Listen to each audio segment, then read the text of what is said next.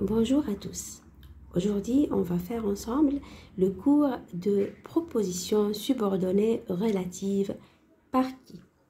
C'est quoi la proposition subordonnée relative? C'est une phrase qui est introduite par un pronom relatif. Qui? C'est une phrase qui est introduite par un pronom relatif qui. Elle sert à quoi cette proposition subordonnée relative? Elle sert à préciser le nom qui la précède. Je vous donne un exemple. Je fais des examens. Les examens sont très difficiles. Le mot qui se répète dans ces deux phrases, c'est des examens. Pour éviter la répétition, pour ne pas le prononcer deux fois, on remplace les examens par qui.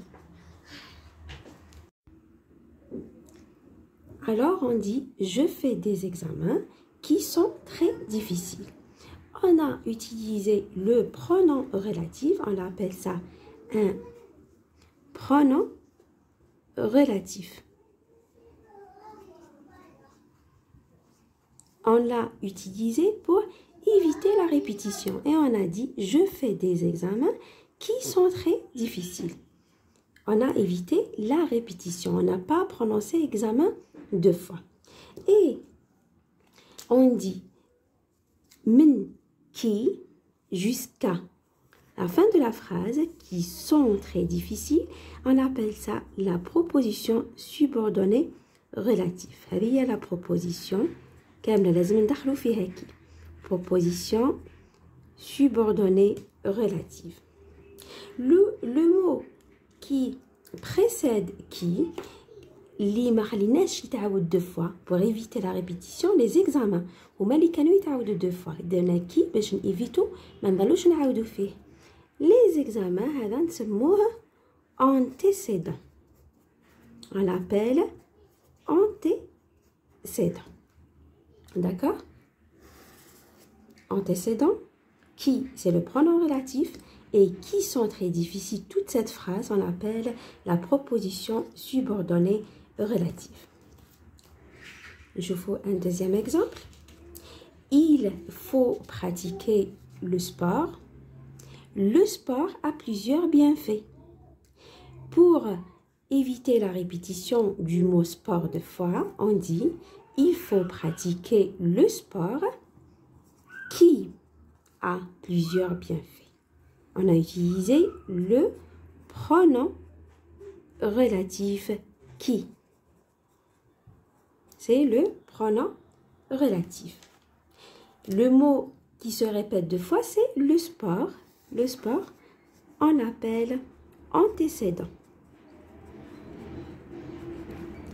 Et toute la phrase qui a plusieurs bienfaits, c'est la proposition subordonnée relative, PSR. Il y a la proposition subordonnée relative et le pronom relatif et l'antécédent. Maintenant, on fait un exercice ensemble. La première phrase, l'affiche annonce le spectacle qui aura lieu demain. On souligne le pronom relatif, c'est qui? C'est le pronom relatif.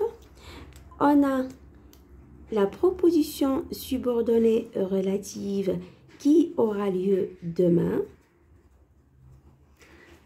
Et on entoure l'antécédent, c'est le spectacle. C'est l'antécédent.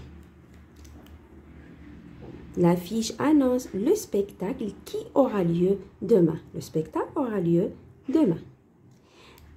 Amine achète des vêtements qui sont très chers. Qui, c'est le pronom relatif. On a qui sont très chers, c'est la proposition subordonnée relative. Elle est précédée par l'antécédent, les vêtements. Antécédent. Les vêtements sont très chers. Je mange un repas qui contient beaucoup de vitamines. Qui, c'est le pronom relatif.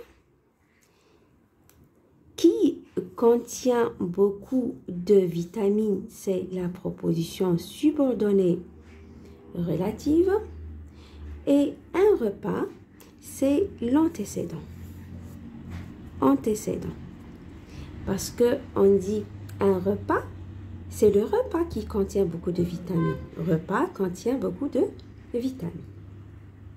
La dernière phrase, Lina a une amie qui habite à Paris.